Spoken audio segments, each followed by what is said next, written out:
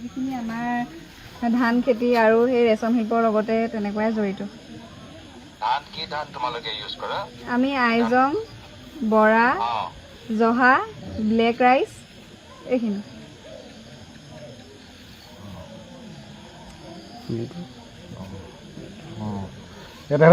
পোক মাৰিবতে কি দৰৱ লোৱা তোমালোকে? আমাৰ তেনেকে একো দৰৱ দিয়া নহয়।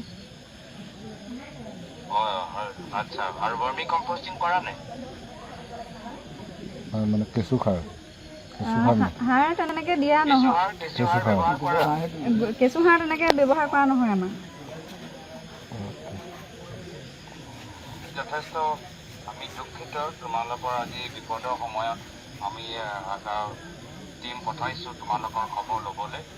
আমি এই সময় তোমাৰ লগত আৰু গোটেই আমাৰ গাঁও অঞ্চলৰ মানুহৰ লগত থিয় দিবলৈ বিচাৰোঁ।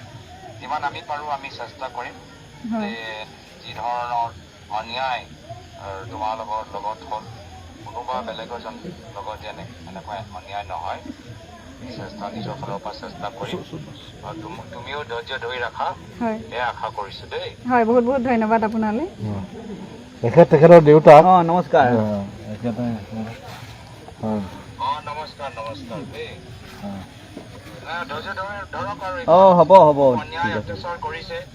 হয়, যিমান পাৰোঁ আমি সহায় কৰিবলৈ চেষ্টা কৰিম। আপুনিও ধৈৰ্য ধৰক।